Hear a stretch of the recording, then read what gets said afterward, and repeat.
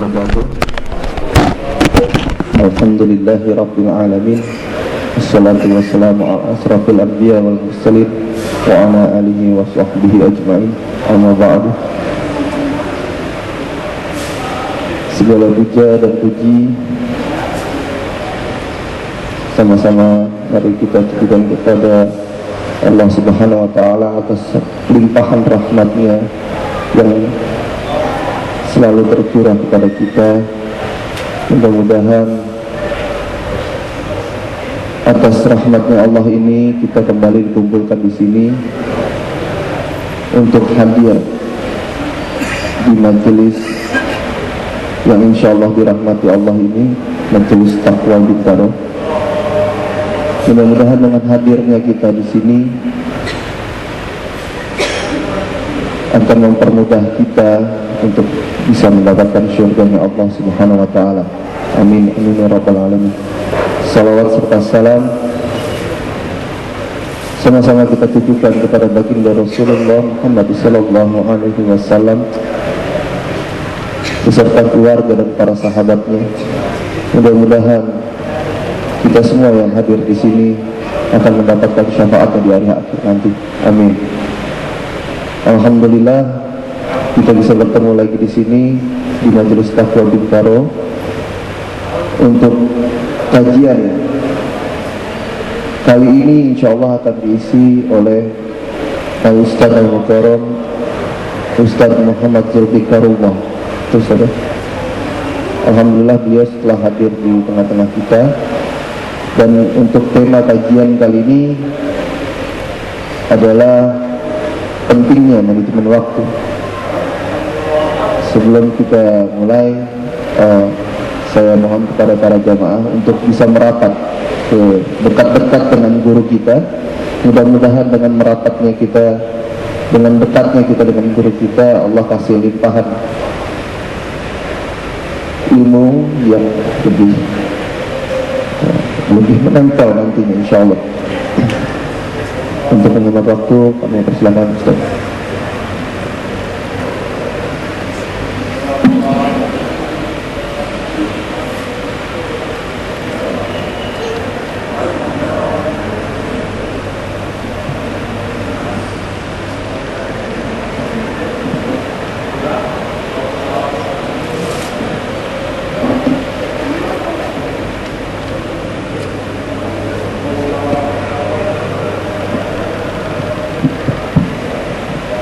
Bismillahirrahmanirrahim. Tahiyyatul tahiyatul Islam. Assalamualaikum warahmatullahi wabarakatuh. Alhamdulillah. Alhamdulillahilladzi khalaqal mauta wal hayata liyabluwakum ayyukum ahsanu amala. Asyhadu an la ilaha illallah wahdahu la syarikalah wa asyhadu anna Muhammadan abduhu wa rasuluhu la nabiyya ba'dah. Allahumma salli wa sallim ala nabiyyina Muhammad sallallahu alaihi wasallam wa ala alihi wa ashabihi wa ansarihi wa junudi wa man jahada fi sabilillahi ila yaumiddin. Amma ba'd. Radina billahi rabba wa bil islami dina wa bi Muhammadin nabiyya wa rasulah. Allahumma iftah lana qulubana wa alhimna rushdana wahdina ila siratikal mustaqim. Ma'asyiral hadirin hadirat rahimakumullah, segenap anggota Majelis Taqwa Bintaro dan juga jamaah salat zuhur Masjid Raya Bintaro sektor 9 yang dirahmati Allah Subhanahu wa taala. Alhamdulillah, kita panjatkan puji serta syukur kita kehadirat Allah Subhanahu wa taala yang mana di kesempatan siang hari ini kita dapat bermuajahah di sebuah majelis yang insya Allah majelis ini penuh dengan keberkahan dari Allah Subhanahu wa ta'ala. Majelis yang dibangga-banggakan oleh malaikat-malaikat Allah Subhanahu. Karena kalau kita melihat, tidaklah Allah Subhanahu wa ta'ala menciptakan di antara para malaikat-malaikat yang kemudian mereka bertugas bertebaran di atas muka bumi dan menghamparkan sayap-sayap mereka agar diduduki oleh para majelis pencari ilmu. Sehingga selesai mereka bertugas, Allah Ta'ala bertanya kepada mereka, wahai malaikatku, apa yang engkau dapatkan dari tugas yang telah aku berikan kepadamu. Maka para malaikat menjawab, ya Rabb, kami menghampiri majlis-majlis zikir, majlis-majlis pencari ilmu, di mana mereka mengharapkan daripada ampunanmu ya Allah. Mereka ingin dimasukkan ke dalam surgamu ya Allah. Kemudian Allah Ta'ala bertanya, wahai malaikat, apakah mereka sudah pernah melihat surgaku? Belum ya Allah. Maka jikalau mereka melihat, tentulah mereka akan lebih sungguh-sungguh lagi. Terus apalagi yang mereka minta? Mereka minta agar dijauhkan daripada nerakamu ya Allah. Wahai malaikatku, apakah mereka pernah melihat nerakaku? Tidak pernah ya Rabb. Maka niscaya jikalau mereka melihat nerakaku, sungguh mereka akan lebih patuh lagi dan taat kepada. Dan apakah yang mereka mintakan wahai malaikat? Mereka meminta ampunan atas dosa-dosa mereka di sisimu ya Allah. Maka pun Allah Subhanahu wa ta'ala menjawab, sungguh aku memberikan apa yang mereka minta berupa ampunan di sisimu. Maka ma'asyiral hadirin, ketika itu malaikat pun mengatakan, ya Rabb, ada di antara mereka yang cuma sekedar lewat. Mereka tadinya mungkin niatnya kondangan, tapi ternyata begitu ada di majelis taklim ikut-ikutan. Maka apa yang terjadi pada mereka ya Allah? Maka mereka pun mendapatkan ampunan dari Allah Subhanahu wa ta'ala. Maka mudah-mudahan insyaallah siang hari ini alhamdulillah kelihatan ruang masjid kita demikian luas. Namun sayangnya kalau para malaikat menghamparkan sayap yang di tengah ini enggak kebagian jamaahnya. Kebagian jamaahnya ama yang di pojokan, ama di sendera. Jadi kami mohon kesediaannya yang sekiranya masih memiliki waktu luang sampai dengan beberapa menit ke depan agak sedikit merapat. Mudah-mudahan dengan merapatnya kita memberikan ruang bagi saudara-saudara kita yang kemudian melakukan salat, sehingga insya Allah salat mereka pun bisa lebih maksimal. Salawat dan salam semoga tercurah selalu kepada sebaik-baik qudwah Nabi kita Muhammad sallallahu alaihi wasallam beserta dengan segenap para sahabat, keluarga, dan mudah-mudahan sampai kepada kita umatnya yang istiqamah hingga akhir hayat kita nanti. Wa ba'd, ma'asyiral hadirin wal hadirat rahimakumullah. Hari ini adalah kita sudah berada di dalam bulan Rabiul Awal. Secara kalender Hijriyah kita sudah berada di bulan yang ketiga. Tapi kalau hitungan secara kalender miladiah, kita hari ini baru memasuki awal tahun yang baru, yaitu tahun 2015 dalam kalender miladiah. Baik Rabiul Awal ataupun bulan Januari, sebetulnya itu hanyalah salah satu bilangan saja daripada nikmat waktu yang Allah berikan kepada kita. Karena sesungguhnya waktu itu sebetulnya adalah milik Allah Subhanahu wa ta'ala. Dan kalau kita melihat bagaimanakah sikap kita di dalam memaknai waktu di dalam kehidupan kita, banyak yang kadang-kadang tidak pada tempatnya. Salah satunya kalau kita bicarakan tentang malam pergantian tahun baru, kira-kira yang ngeramein Monas, pusat kota di negeri ini, kira-kira banyakkan orang muslim atau non muslim? Kira-kira orang muslim atau non muslim? Pertanyaannya, kalau orang muslim, kira-kira ada nggak orang muslim itu yang hadir hari ini di sini? Karena kalau kita katakan kalau hari ini banyak orang muslim yang hadir di malam pergantian tahun baru, maka setidaknya ada 3 hal yang kita lihat terjadi pada kejadian waktu itu. Yang pertama, biasanya seseorang yang berada di malam pergantian tahun baru adalah kemudian biasanya meniupkan trompet, betul? Pertanyaannya, yang punya budaya meniupkan trompet itu siapa? Kaum Yahudi. Nah, kemudian yang kedua, selain daripada membunyikan suara-suara trompet, sayangnya walaupun ini adalah merupakan hal yang insya Allah pasti akan terjadi. Kalaupun ada yang boleh niup trompet, cuma malaikat Israfil. Cuma kalau malaikat Israfil niup sangkakala, habis urusan. Tapi ala kulli hal, selain daripada meniup trompet, apalagi yang dilakukan biasanya? Bakar petasan. Saya tanya, bakar petasan ini kira-kira budayanya siapa? Budayanya siapa? Majusi.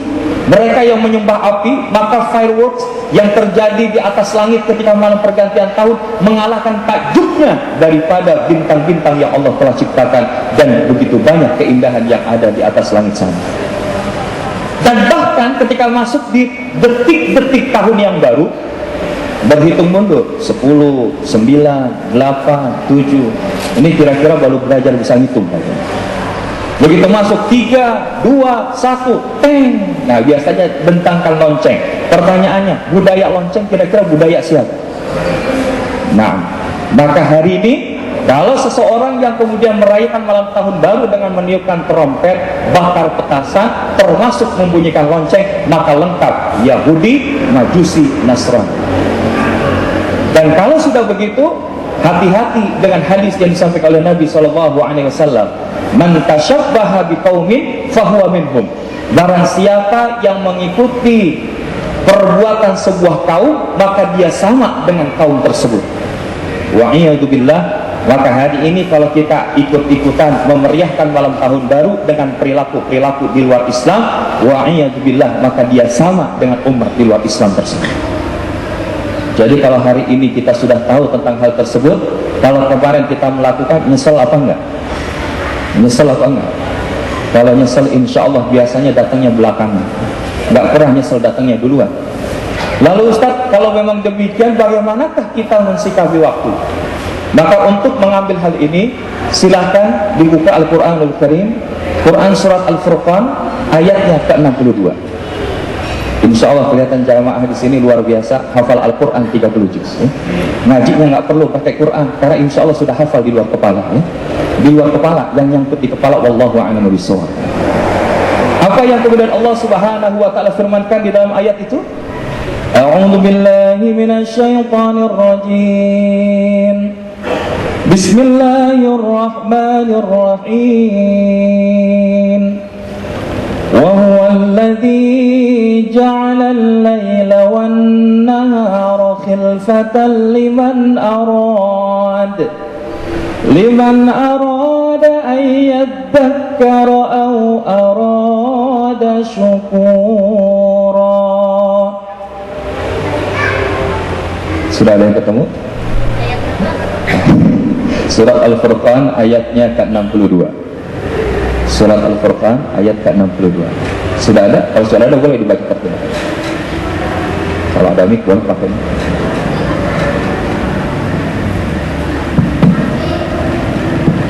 Dan dia pula yang menjadikan malam dan siang silih berganti bagi orang yang ingin mengambil pelajaran atau orang yang ingin bersyukur.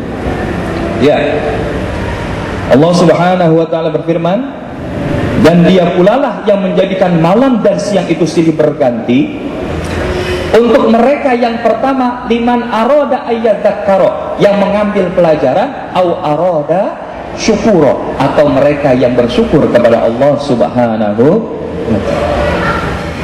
Jadi kalau kita gunakan ayat ini sebagai dasar bagaimana kita mensikapi waktu, yang pertama, waktu itu harusnya jadi sarana pembelajaran bagi setiap muslim agar kemudian mereka termasuk orang yang bisa melakukan optimalisasi waktu, bukan menjadi orang yang membazirkan waktu. Caranya optimalisasi bagaimana? Yang pertama, kita mengambil pelajaran-pelajaran dari sejarah orang-orang terdahulu agar kemudian kita tidak mengulangi apa yang menjadi kesalahan mereka dan kemudian menjadi sebuah kebaikan bagi kita. Karena kalau kita lihat bagaimana apa yang terjadi di waktu-waktu sebelum kita kadang-kadang terulang lagi, betul atau tidak? Hari ini kalau kita bicara tentang perilaku-perilaku manusia, dahulu kala ada seorang manusia yang ketika dikasihkan rezeki kepadanya luar biasa banyak, maka ketika disampaikan dakwah dari Nabi Musa alaihissalam kepada Qarun, maka Qarun itu mengatakan, ini boleh saya nyari sendiri. Maka apa yang terjadi? Allah benamkan Qarun dengan hartanya di dalam perut bumi. Ada lagi tipikal manusia-manusia yang merasa bangga dengan ilmu keahliannya. Salah satunya Haman. Dia membangun sebuah bangunan-bangunan yang bagus daripada batu-batu yang cadas, pegunungan-pegunungan yang tinggi. Maka ketika Musa alaihissalam menyampaikan dakwah kepada Fir'aun beserta penduduk saat itu, maka salah satunya Fir'aun memerintahkan Haman, wahai Haman, buatlah bangunan yang tinggi biar saya bisa naik ke atas bangunan itu dan kemudian melihat Tuhannya Musa alaihissalam. Maka apa yang terjadi? Allah subhanahu wa ta'ala kemudian menjadikan bangunan-bangunan yang Haman banggakan pun menjadi hancur lebur. Begitupun pribadi-pribadi seorang yang diberikan kekuasaan, tapi dia lupa amanah kekuasaan itu adalah merupakan dari Allah. Yaitu diantaranya Fir'aun. Ketika Fir'aun diberikan kekuasaan-kekuasaan, maka ketika itu dia mengatakan, Ana Rabbukumul A'la, aku Tuhan kalian yang paling tinggi. Maka apa yang terjadi? Maka bagi Fir'aun, maka kemudian dia berada di akhir hidupnya di dalam Laut Merah. Bapak Ibu yang dirahmati Allah, ini adalah pembelajaran bagi kita. Kalau hari ini kita diberikan rezeki oleh Allah subhanahu wa ta'ala, maka seyogianya jangan lupa bahwa sesungguhnya yang namanya rezeki itu adalah datangnya dari Allah subhanahu wa ta'ala. Maka sebaik-baik rezeki kita adalah yang kemudian di dalamnya kita sisihkan, sebagiannya adalah untuk Allah subhanahu. Pertanyaannya, sebetulnya ketika rezeki itu dikeluarkan di jalan Allah, yang butuh itu siapa? Kira-kira kita atau Allah? Kira-kira kita atau Allah? Kita. Kitanya yang mana? Yang miskin apa yang kaya? Yang kaya atau yang miskin? Karena kalau kita bilang yang miskin, walaupun peruntukannya adalah untuk mereka orang-orang yang tidak mampu, maka sesungguhnya adalah merupakan kebutuhan bagi orang-orang kaya. Maka coba kita lihat di dalam aktivitas zakat misalkan. Ketika di dalam aktivitas zakat, mereka yang memiliki kemampuan dan tidak mau bayar zakat, maka ketika mereka tidak mau bayar zakat, roda perekonomian itu macet. Harusnya yang kemudian sebagian diberikan kepada mereka yang tidak mampu, dan kemudian orang-orang yang tidak mampu punya kemampuan daya beli, dan setelah memiliki kemampuan daya beli, maka kebutuhan produksi akan meningkat, maka kemudian laba itu akan sampai kepada orang kaya. Tapi ketika orang-orang kaya tidak mau bayar zakat, maka orang-orang miskin lemah kemampuan daya belinya, stok barang kemudian banyak tapi tidak terserap. Maka pertanyaannya, apakah seorang yang memproduksi itu kemudian mendapatkan keuntungan atau kerugian? Maka kebanyakan mereka mendapatkan kerugian. Inilah yang kita katakan bagaimana kemudian Islam mengatur itu semua. Sehingga kalau hari ini kita diberikan rezeki oleh Allah, maka jangan lupa ada sebagian daripada haknya Allah subhanahu wa ta'ala. Maka di dalam surat Al-Lail ayat yang ke-5 sampai dengan ayat yang ke-8, maka di situ dikatakan bagaimana mereka orang-orang amman a'ta wattaqa wa saddaqa bil husna fasanuyassiruhu lil yusra. Maka di antara orang-orang yang memberi a'ta wattaqa dan kemudian mereka bertakwa wa saddaqa bil husna, membenarkan apa yang telah Allah janjikan berupa kebaikan atas itu, maka Allah janjikan fasanuyassiruhu lil yusra, maka Allah akan mudahkan segala urusan-urusannya. Tapi sebaliknya, wa amma man bakhila wastaghna wa kadzdzaba bil husna fasanuyassiruhu lil usra. Tapi kemudian mereka orang-orang yang bakhil, orang-orang yang pelit, kemudian merasa kaya dengan apa yang mereka miliki dan mereka mendustakan kebenaran-kebenaran dari Allah Subhanahu wa taala, inilah yang akan Allah mudahkan bagi mereka kesulitan di dalam hidupnya. Maka ini yang terjadi pada diri Qarun. Sayangnya walaupun Qarun itu sudah lalu, hari ini banyak Qarun-Qarun baru yang bermunculan. Betul. Sehingga ma'asyiral hadirin yang dirahmati Allah, harusnya waktu yang telah lalu itu menjadi pembelajaran. Begitupun hari ini banyak Haman-Haman baru, Fir'aun-Fir'aun baru yang bermunculan, tapi kemudian banyak di antara kita yang tidak aware, yang tidak sadar bahwa kemudian itu akan justru berakibat kepada sebuah kebinasaan. Oleh karenanya, di antara salah satu ayat yang menegaskan bagaimana siksa yang pernah Allah timpakan kepada mereka orang-orang yang kemudian jauh dari kata bersyukur atas karunia Allah, jauh daripada kata keimanan kepada Allah Subhanahu wa ta'ala, maka inilah yang kemudian mereka dapati berupa kesengsaraan-kesengsaraan. Salah satunya adalah di dalam surat Al-Ahqaf Surat Al-Ahqaf ayat ke-27. Surat 46 ayat 27. Di sini Allah Subhanahu wa taala berfirman, sudah ketemu surat Al-Ahqaf ayat 27. وَلَقَدْ أَهْلَكْنَا مَا حَوْلَكُمْ مِنَ الْقُرَى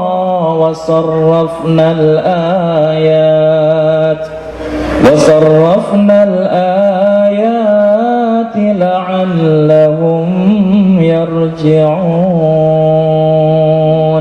Sudah kan? Ya sudah ketemu, baca terjemah. Dan sesungguhnya kami telah membinasakan negeri-negeri di sekitarmu, dan kami telah mendatangkan tanda-tanda kebesaran kami berulang-ulang supaya mereka kembali bertaubat. Ya, ini jelas bagaimana kemudian Allah Subhanahu wa taala memberikan pembelajaran tentang negeri-negeri yang telah Allah berikan siksa atas kemungkaran mereka. Di antaranya adalah penduduk Madian, kemudian kaum Ad. Di antaranya yang lain adalah negeri Sabah. Negeri Sabah ini bahkan ada satu surat khusus, surat 34, di antaranya menceritakan tentang sebuah negeri yang awalnya baldatun tayyibatun wa rabbun ghafur. Negeri yang baik, yang menghampar di sisi kanan dan kiri mereka buah-buahan, kebun yang rindang dan lain sebagainya. Tapi karena mereka ingkar kepada Allah Subhanahu wa taala, maka apa yang terjadi? Maka Allah timpakan banjir bandang atas mereka, dan kemudian setelah itu tumbuhlah pohon-pohonan yang tidak mendatangkan manfaat. Ini terjadi beberapa abad yang lalu. Tapi kemudian hari ini kalau kita tidak menjadikan pelajaran, sebetulnya apa yang terjadi di Banjarnegara, apa yang terjadi di Nanggro Aceh Darussalam, bukan tidak mungkin adalah pembelajaran bagi kita bahwa jangan-jangan selama ini kita kelihatannya bersyukur kepada Allah, tapi sebetulnya melakukan banyak kekufuran terhadap ayat-ayat Allah Subhanahu wa taala. Karena sudah pasti kalau kita beriman dan bertakwa, Allah janjikan keberkahan dari langit dan daripada bumi. Al-A'raf ayat 96, 7 ayat 96. Walau anna ahlal qura amanu wattaqaw lafatahna 'alaihim barakatin minas sama'i wal ard walakin kadzabu fa akhadnahum bima kanu yaksibun. Dan andai kata penduduk satu negeri itu beriman dan bertakwa kepada Allah, lafatahna 'alaihim barakatin minas sama'i wal ard, maka Allah taala akan bukakan pintu-pintu keberkahan daripada langit dan daripada bumi. Walakin kadzabu fa akhadnahum bima kanu yaksibun. Dan akan tetapi ketika mereka mendustakan ayat-ayat Allah Subhanahu wa taala, apa yang terjadi? Allah timpakan siksa atas mereka. Maka apakah kalian tidak menyaksikan? Agar kemudian mereka menyaksikannya. Bapak Ibu yang dirahmati Allah, belajar dari kisah Banjarnegara. Maka Banjarnegara sebetulnya ini adalah merupakan bentuk tazkirah bagi kita, bentuk peringatan bagi kita. Karena likulli syai'in sababun, bukan hanya saja serta-merta ada musibah yang menimpa daerah namanya Banjarnegara. Tapi kemudian kalau kita punya usut, salah satunya apa yang menyebabkan datangnya kemurkaan Allah tadi adalah karena di tengah masyarakat di sana sudah berlangsung yang namanya kebudayaan yang bernilai syirik di hadapan Allah Subhanahu wa taala. Sehingga salah satu buktinya adalah ketika pemimpin negeri ini datang berkunjung ke sana melihat musibah tersebut, maka yang namanya seorang presiden lewat, jalannya longsor, maka tentu dikotori dengan tanah-tanah. Maka begitu sampai di lokasi, kemudian dia membersihkan kakinya itu dengan air basuhan kaki. Hebatnya, air bekas basuhan kaki dari presiden tersebut, pemimpin tersebut, diperebutkan oleh rakyat yang ada di sana, dijadikan sebagai bagian untuk mencari keberkahan dan lain sebagainya. Dan di sisi yang lain bahkan bukan hanya itu, di sana pun sudah marak yang namanya sabung ayam, mengadu ayam, tapi dengan muatan-muatan judi, di mana mereka melalaikan perintah-perintah Allah Subhanahu wa taala. Maka itulah yang kemudian kita dapati bagaimana yang terjadi di Banjarnegara bukan hanya saja peringatan kepada mereka orang-orang yang berbuat maksiat, tapi juga kepada orang-orang yang beriman yang mendiamkan akan hal tersebut. Karena ketika musibah itu terjadi, maka musibah itu tidak akan hanya menimpa orang-orang yang zalim saja. Orang yang beriman pun kalau diam saja pun akan kebagian azabnya. Maka oleh karena itu, ma'asyiral hadirin yang dirahmati Allah, kita ngambil pelajaran.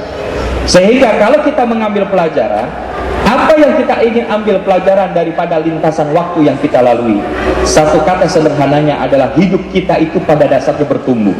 Yang namanya bertumbuh itu adalah terus bertambah, naik ke atas, meluas ke atas, dan makin luas.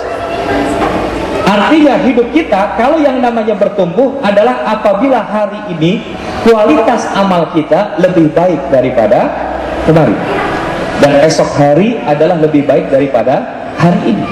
Karena kalau itu kita lakukan, insya Allah inilah kelompok rabihun, orang-orang yang beruntung, orang-orang yang sukses. Tapi kalau hari ini kita sama dengan kemarin, maka ini dikatakan oleh Nabi SAW, maghbudun, orang-orang yang lalai. Sementara kalau hari ini lebih buruk dari kemarin, mal'unun, itulah orang-orang yang celaka. Maka hari ini sebetulnya kalau kita berada di awal tahun yang baru, baik secara kalender miladiah, kira-kira kita ingin masuk hari yang baru, bulan yang baru, tahun yang baru lebih baik atau sama saja atau bahkan lebih buruk? Lebih baik. Karena kalau kita lebih baik, maka sesungguhnya ini adalah merupakan sebuah sarana yang insya Allah kelak akan dipertanggungjawabkan di hadapan Allah Subhanahu wa Ta'ala. Karena yang namanya waktu pun akan dipertanggungjawabkan oleh Allah, kepada Allah Subhanahu wa Ta'ala. Dari mana hal itu kita dapatkan? Salah satunya adalah dari hadis Nabi Sallallahu Alaihi Wasallam. Bagaimana kemudian Nabi Sallallahu Alaihi Wasallam menyampaikan, la tazulu qadama abdin yaumal qiyamah hatta yus'ala an umrihi fima afnah, wa an ilmihi fima fa'al, wa an malihi min aina iktasabah, wa fima anfaqah, wa an jismihi fima ablah. Tidak akan bergeser telapak kaki seorang hamba Allah Subhanahu wa Ta'ala di yaumil qiyamah sampai kemudian ditanyakan tentang 5 hal. Yang pertama, Allah Subhanahu wa Ta'ala kelak akan menanyakan kepada hamba itu umrihi fi ma'afna, an umrihi fi ma'afna, tentang umurnya kemana dia habiskan. Karena hari ini waktu yang kita lalui dari hitungan detik berganti menit, berganti jam, berganti hari, berganti bulan, berganti tahun, inilah yang kita sebut dengan bilangan umur. Maka umur kita akan kelak diminta pertanggungjawaban oleh Allah Subhanahu wa Ta'ala untuk apa dihabiskannya. Maka sekarang kalau kita tanya, rata-rata umur kita yang hadir di sini kira-kira berapa tahun? Kalau dilihat dari wajah-wajahnya kisaran 20-an tahun ini. Lebih sedikit, ada yang lebih 30 tahun, ada yang lebih 50 tahun ya. Ma'asyiral hadirin, coba kita berhitung. Kita itu dikasih waktu oleh Allah Subhanahu wa Ta'ala satu hari berapa jam? Satu hari, satu malam dikasih waktu berapa jam? 24 jam.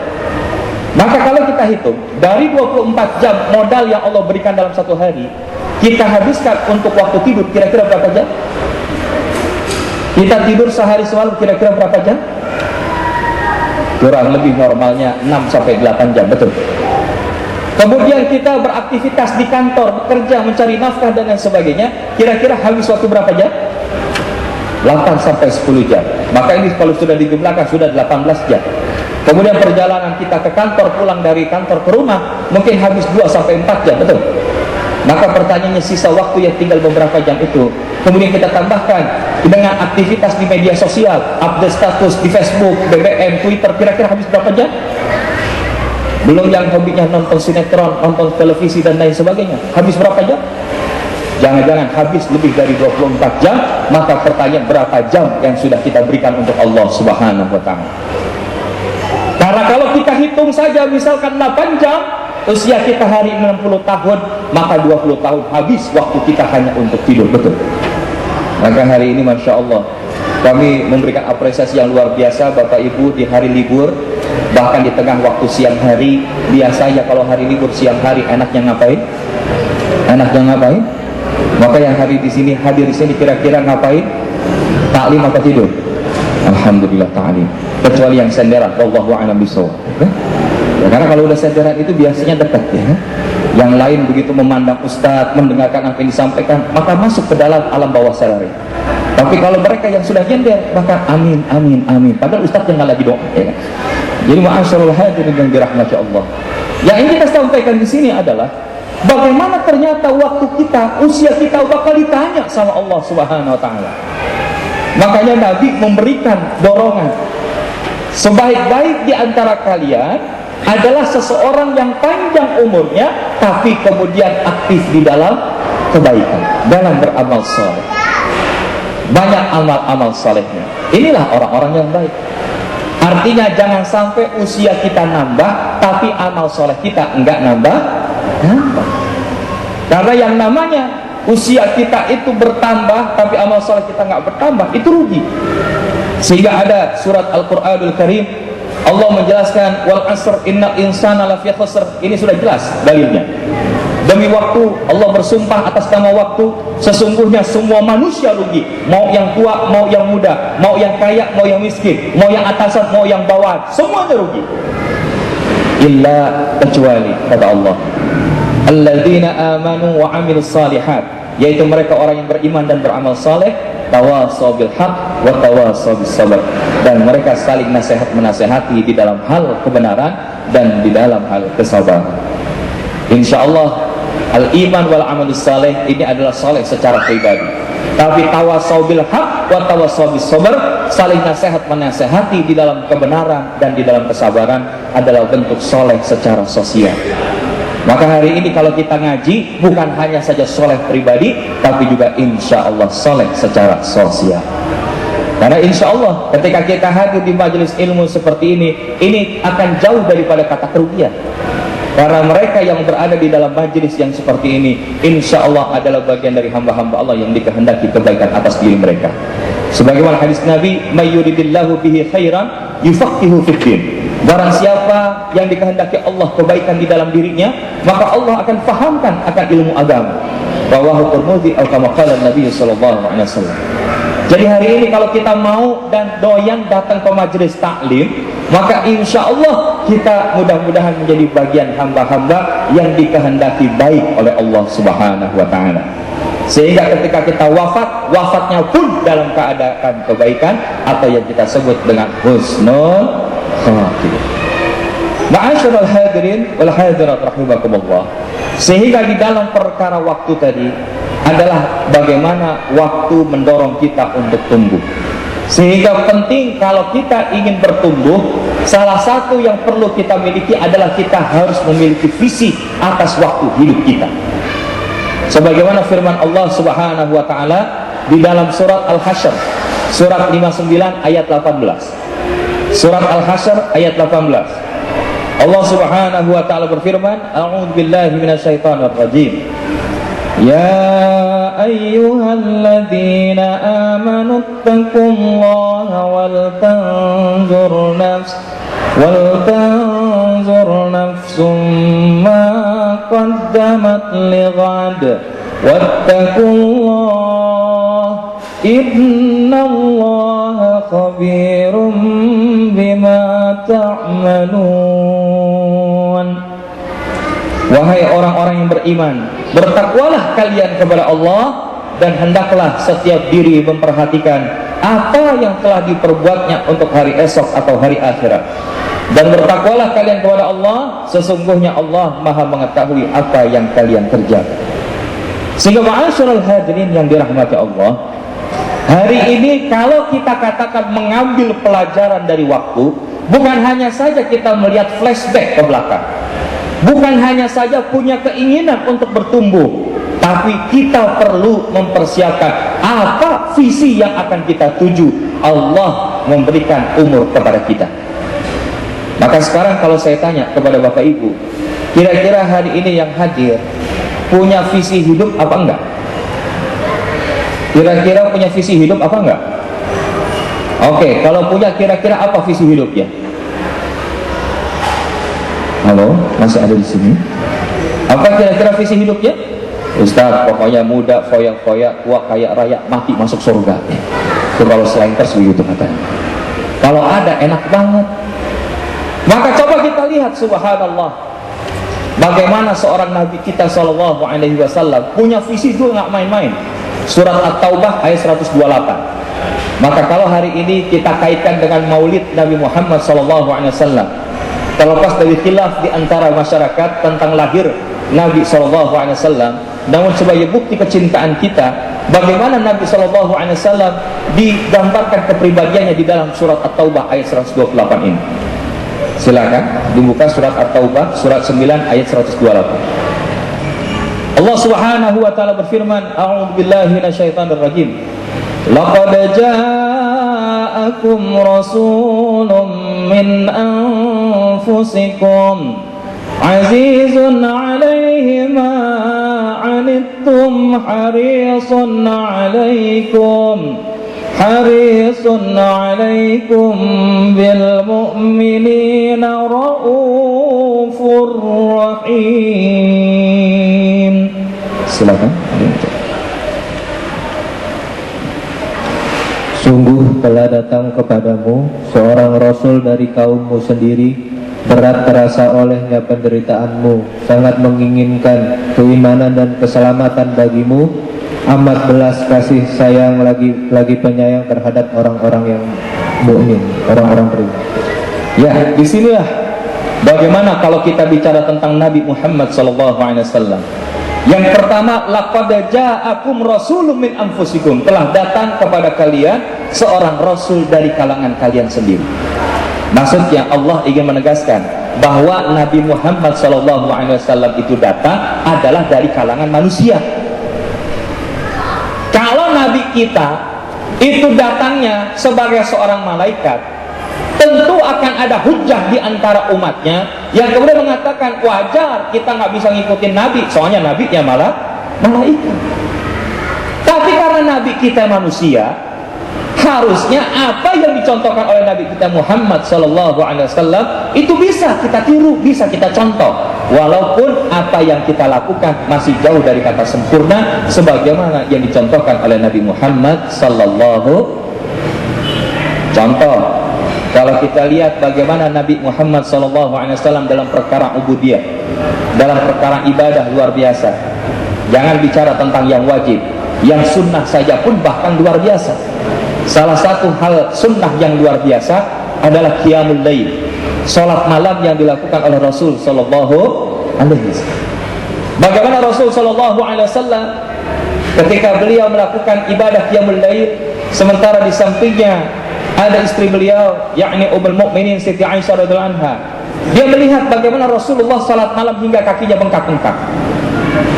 Kalau kita tanyakan, ada nggak di antara kita salat malam kakinya sampai bengkak? Ada bapak-bapak? Ibu-ibu kira-kira ada salat malam kakinya sampai bengkak? Ya kalaupun ada, Ustadz mungkin habis keliling year end sale, tawaf di mall, midnight sale, tapi belum sholat isya, nyampe rumah menjelang subuh, sholatnya namanya sholat malam, kakinya bengkak gara-gara tawaf di mall. Tapi kalau kita lihat, Masya Allah, apa yang dijawab oleh Rasulullah SAW ketika ditegur oleh Ummul Mukminin, ya Rasulullah, bukankah engkau ini hamba Allah yang diampuni dosa yang akan datang dan sebelumnya, tapi kenapa engkau beribadah sehebat ini? Maka apa jawab dari Rasul SAW? Afala akuna abdan syakura, apakah aku tidak boleh menjadi hamba Allah yang bersyukur? Masya Allah.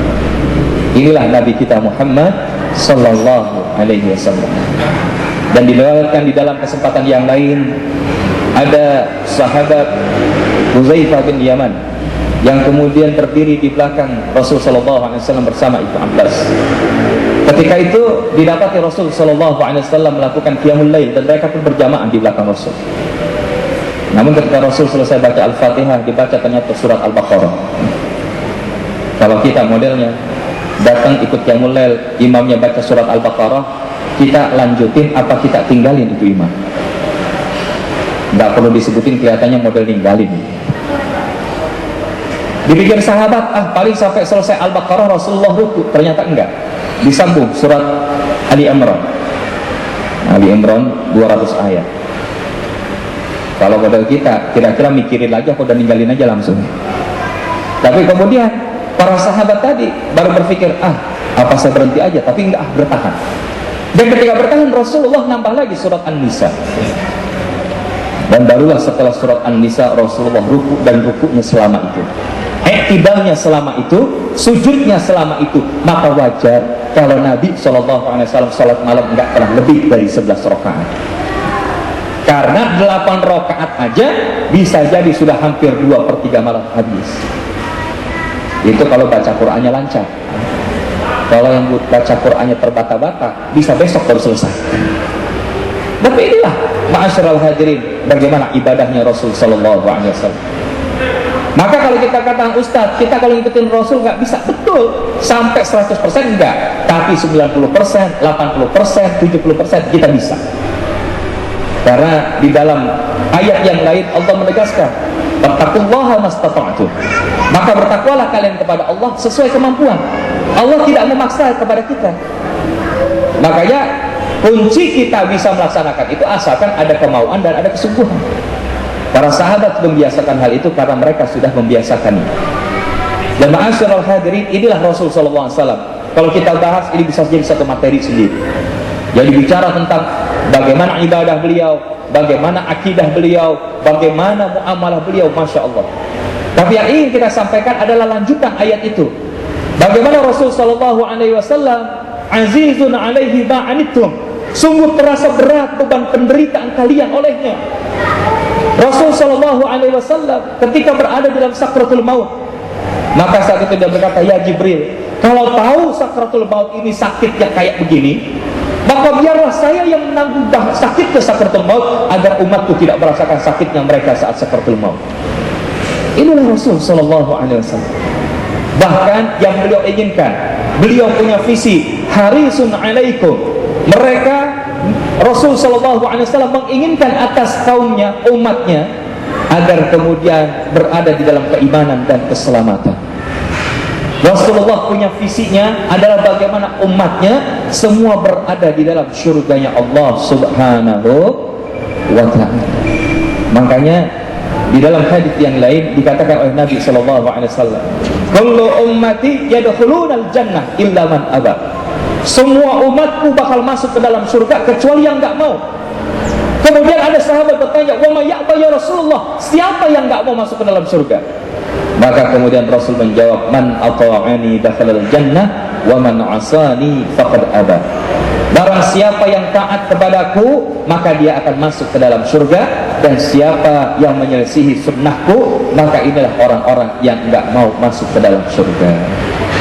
Maka hari ini kita ingin masuk ke dalam surga, Bapak Ibu. Hari ini kita ingin masuk ke dalam surga. Salah satunya adalah bagaimana kita mengikuti sunnah Rasul sallallahu alaihi wasallam. Rasulullah kecintaannya kepada kita itu luar biasa.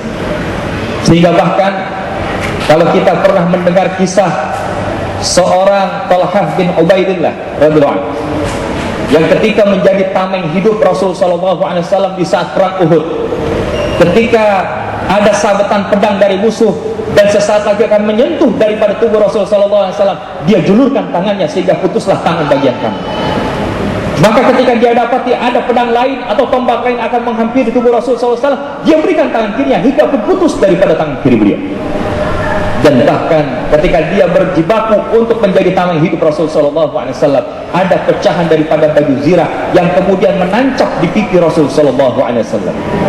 Maka saat itu beliau mengatakan, "Ya Rasulullah, biarkan, mohon izin ya Rasul sallallahu alaihi wasallam, biar aku yang mencabut hal tersebut di atas pipi." Maka begitu dicabut, putuslah gigi dari salah satu yang dimiliki oleh Talhah bin Ubaidillah. Begitu dicabut satunya lagi, begitu pun terjadi hal yang sama. Maka Rasul sallallahu alaihi wasallam mengatakan, "Telah apa yang dilakukan oleh sahabatku ini akan digantikan yang lebih baik di surganya Allah subhanahu wa ta'ala." Inilah kecintaan yang dilakukan oleh para sahabat terhadap Rasul sallallahu alaihi wasallam. Karena apa? Rasulullah cintanya kepada umatnya luar biasa. Sehingga bahkan beliau katakan bagaimana beliau itu mencintai umatnya. Pernah satu saat kelihatan gelisah, ditegur sama Abu Bakar Siddiq radhiyallahu anhu, "Ya Rasulullah, kenapa engkau gelisah?" "Aku gelisah karena rindu kepada saudara-saudaraku." "Ya Rasulullah, bukankah kami saudara-saudaramu?" Ketika engkau sholat, kami berada di belakang dirimu. Ketika engkau berdakwah, aku bersamamu. Dan ketika engkau berjihad, kami pun berada di dalam barisanmu, ya Rasulullah. Naam, kalian semua sahabat-sahabatku, tapi aku rindu saudara-saudara.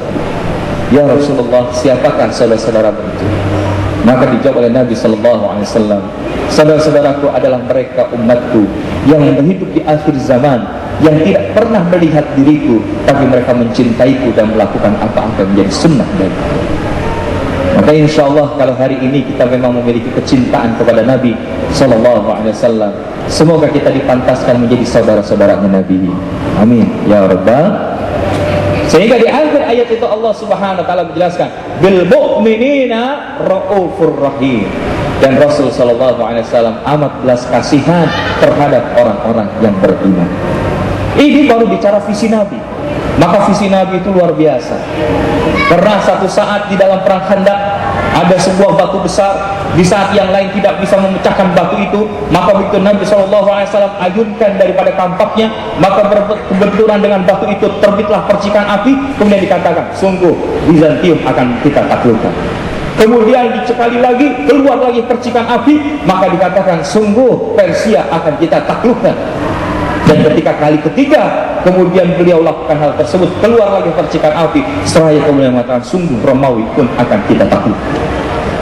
Dan subhanallah, dari semenjak kejadian itu setidaknya 800 tahun kemudian, maka Bizantium pun dikalahkan, di mana salah satu benteng pertahanan Bizantium itu adalah Konstantinopel. Siapa yang menaklukkan Konstantinopel? Sultan Muhammad Al-Fatih. 800 tahun kemudian beliaulah yang kemudian membuktikan tentang visi Rasul Shallallahu Alaihi Wasallam. Karena apa? Dikatakan bahwa Konstantinopel akan jatuh di tangan umat Islam, di mana dipimpin oleh pemimpin yang terbaik, dan umat yang menjadi tentaranya juga adalah umat yang terbaik. Dan ini terjadi. Maka begitu kemudian Sultan Al-Fatih menaklukkan Konstantinopel, ketika akan melakukan waktu Jumat, di saat itu belum ada yang naik untuk jadi khatib. Maka kemudian beliau melakukan simulasi sederhana. Maka sekarang kalau simulasi sederhana itu saya lakukan di sini, kira-kira boleh apa enggak? Kira-kira boleh apa enggak? Boleh ya, kita coba ya, sederhana saja. Mohon maaf Bapak Ibu yang hari ini mengaku dirinya sebagai seorang muslim dari semenjak akil balik hingga hari ini, mohon angkat tangan. Yang hari ini mengaku muslim, angkat tangan. Oke? Baik, nanti Sultan Muhammad Al-Fatih akan tanyakan 3 pertanyaan. Kalau yang tidak kita lakukan, silakan turunkan, boleh? Oke, jadi selama belum ada pertanyaan, tolong angkat dulu tangannya. Oke? Yang ngaku muslim, angkat tangan. Maka ketika itu Sultan Muhammad Al-Fatih bertanya kepada para pasukannya, wahai pasukanku, siapakah di antara kalian semenjak akil balik hingga hari ini tidak pernah meninggalkan sholat yang 5 waktu? Kalau yang pernah ninggalin, turunin, boleh ya. Habis. Oh, masih ada 1 ya. Di sini bapak-bapaknya habis. Masya Allah. Maka di zaman Al-Fatih tidak ada yang kemudian mereka duduk, karena mereka semua menjaga sholat yang 5 waktu. Maka dari sini aja sebenarnya udah kelihatan beda. Kenapa mereka bisa menang, kenapa kita kalah. Mereka jaga sholat 5 waktu aja luar biasa. Kalau kita biasa-biasa di luar sholat 5 waktu. Jadi ma'asyiral hadirin, ini baru pertanyaan pertama. Pertanyaan kedua, siapakah di antara kalian wahai sahabatku yang ketika semenjak akil balik hingga hari ini tidak pernah meninggalkan salat sunnah-sunnah yang rawatib? Ini udah habis duluan dari tadi ya. Kalau pasukan Al-Fatih tinggal setengah tuh, sebagian duduk. Dan yang kali ketiga ini yang mencengangkan. Ketika itu beliau menanyakan, siapakah di antara kalian yang tersisa wahai sahabat-sahabatku yang tidak pernah meninggalkan sholat malam setiap malam dari semenjak akil balik hingga hari ini? Kalau kita udah habis dari tadi. Maka Sultan Al-Fatih pada saat itu, maka semua pasukannya duduk, dan yang tertinggal adalah Sultan Muhammad Al-Fatih. Maka inilah kalau kita boleh katakan salah satu bagaimana pertolongan Allah itu akan Allah turunkan kepada mereka yang kemudian gemar mendekatkan dirinya dengan ibadah-ibadah wajib dan menambahkan dengan ibadah-ibadah sunnah. Para Sultan Muhammad Al-Fatih tidak pernah meninggalkan sholat sunnah malamnya setiap hari. Kalau kita sholat malam pas lagi kapan? Lagi susah apalagi senang? Kalau lagi susah sholat malam meleleh air mata ya? Tapi kalau giliran senang, lupa sama sholat malam. Jadi oleh karena itu Bapak Ibu yang dirahmati Allah, karena Allah sudah menjanjikan di dalam Al-Quran, di dalam surat Al-Isra, wa minal laili fatahajjad bihi nafilatan laka asa ayyab'ataka rabbuka maqaman mahmuda. Jadi kalau kita hari ini ingin dapat maqaman mahmuda, salah satu kuncinya adalah jaga yang wajib dan kita hidupkan budaya sholat malam. Maka alhamdulillah di negeri ini sudah banyak komunitas-komunitas yang mendorong kepada kesolehan. Ada komunitas One Day One Juz yang mendorong peserta dan anggotanya untuk membaca Al-Quran satu hari satu juz. Ini bagian dari uslub, bagian daripada sebuah metode, sah-sah saja. Walaupun tentu kita membaca Al-Quran sebaik-baiknya adalah kemudian sebanyak-banyaknya dalam satu hari satu hari. Kemudian ada lagi komunitas tahajud berantai yang kemarin di launching di Istiqlal. Komunitas teman-teman yang aktif dalam tahajud tapi kemudian menggunakan budaya saling mengingatkan. Nah, yang seperti ini sebetulnya hanyalah sebagai stimulan, sebagai pendorong agar kemudian di tengah umat ini muncul komunitas-komunitas kebaikan.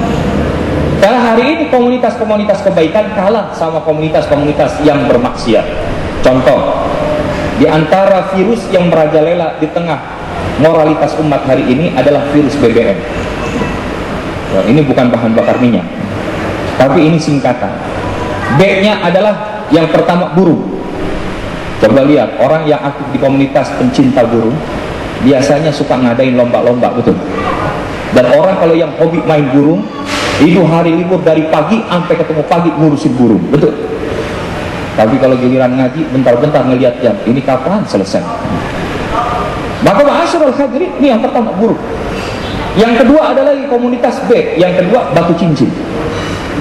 Coba, hari ini rame, kalau giliran bacaan, wah dikejar, biar kata juta-jutaan.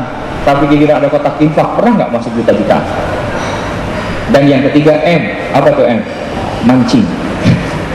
Kalau hari libur gini, yang hobi mancing, ya Allah ya Karim, itu kalau udah joran dilempar pelampung, udah nyampe di empang, ya, itu mata khusyuk benar. Tapi coba ngaji ngeliatin ustadz, udah nyari senderan pojokan biar nggak kelihatan lagi. Jadi ma'asyiral hadirin yang dirahmati Allah, yang ini kita katakan adalah bagaimana hari ini komunitas-komunitas kebaikan harusnya terus bermunculan di negeri ini. Karena ketika komunitas-komunitas kebaikan ini muncul, maka insya Allah ini akan menjadi sebagai usaha antisipasi daripada komunitas-komunitas yang bermaksiat. Maka termasuk komunitas Majelis Sabtu Siang ini yang digagas oleh Majelis Taqwa Bintaro, yang insya Allah mudah-mudahan ini bisa berkelanjutan. Walaupun jumlahnya yang hadir hari ini baru katakanlah 200 orang, insya Allah. Mudah-mudahan di pertemuan-pertemuan yang akan datang sampai ke belakang penuh, insya Allah. Maka panitianya perlu memikirkan kira-kira seperti apa lagi packagingnya. Karena sebetulnya hari ini orang yang bermaksiat dari dulu sampai sekarang sama, cuma yang membedakan adalah packagingnya. Maka hari ini dakwah banyak dilakukan, tapi packaging kita konvensional. Makanya kita nggak tunggu-tunggu.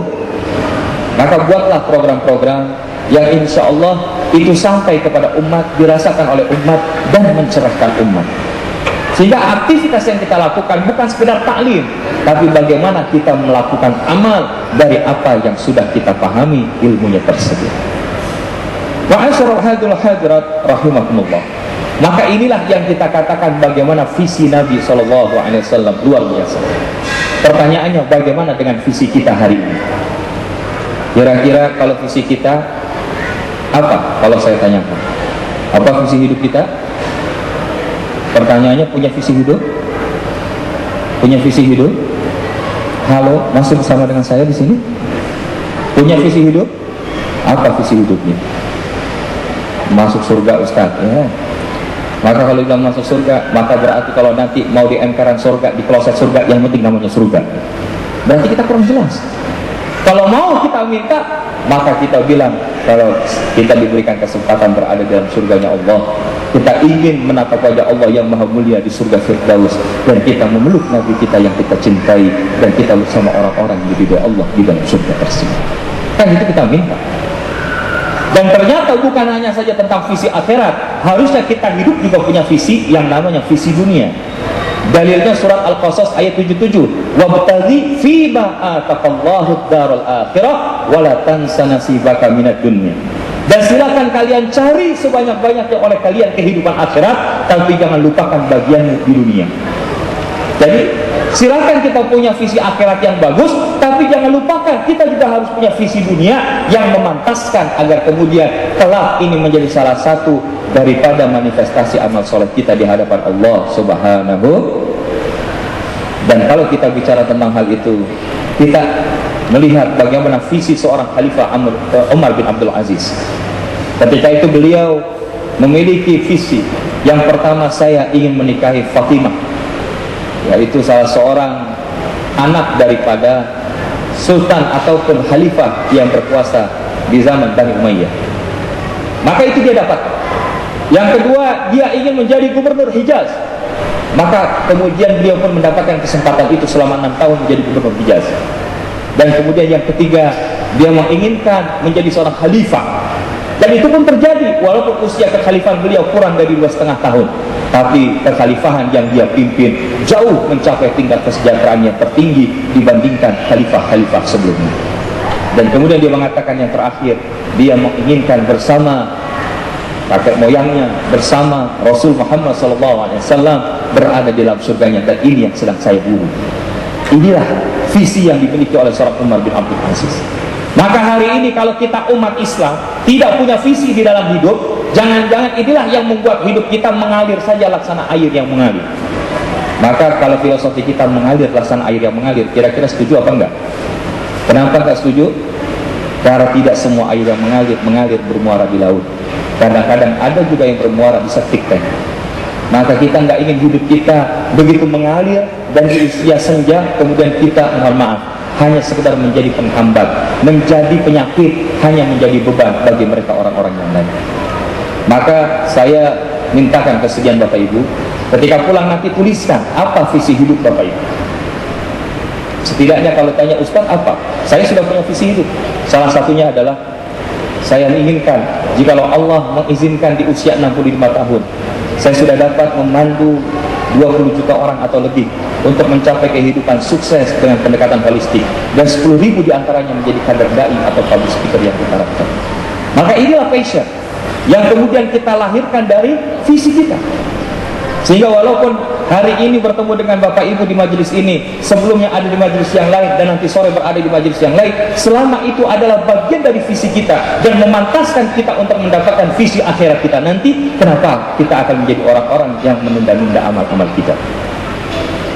Inilah ma'asyiral hadirin yang dirahmati Allah, kita berharap negeri kita pun punya visi yang jelas. Karena kalau visi hari ini tidak kita miliki, maka bukan tidak mungkin kita tidak menjadi apa-apa di tengah persaingan global hari ini. Karena pada dasarnya umat Islam Allah sudah gariskan kemenangan, liyuzhirahu 'ala ad-din kulli. Allah menangkan umat Islam di atas umat-umat yang lain. Sehingga ma'asyiral hadirin yang dirahmati Allah, inilah dalam konteks mengambil pelajaran. Yang pertama adalah kita mengambil hikmah pembelajaran dari masa yang lalu sebagai sarana perbaikan diri di masa hari ini dan akan datang. Yang kedua, kita senantiasa berproses tumbuh untuk menjadikan hari ini lebih baik daripada kemarin, dan esok hari lebih baik dari hari ini. Dan yang ketiga adalah kita seyogianya memiliki visi hidup agar kemudian waktu yang kita miliki menjadi sebuah waktu yang bernilai dan berkualitas di hadapan Allah. Di sisi yang lain, bahwa bagi seorang muslim bukan hanya saja mengambil pelajaran, tapi di sisi yang lain adalah juga au aroda syukur. Bagaimana dengan waktu yang Allah berikan, mereka bersyukur atas nikmat itu. Karena Rasulullah mengingatkan kepada kita, ni'matani maghbunun fihima katsirun minan nas. Ada dua nikmat yang seringkali dilupakan oleh banyak umat manusia. Yang pertama adalah as-sihah, dan yang kedua adalah al-faragh. Yang pertama kesehatan, dan yang kedua adalah waktu.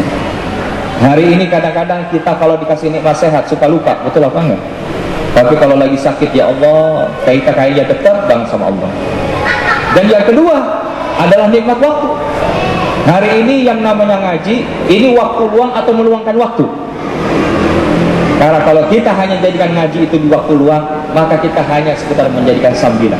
Tapi kalau kita jadikan ngaji ini sebagai sarana meluangkan waktu, maka insya Allah mereka lah yang akan mendapatkan keberkahan dari apa yang telah mereka niatkan.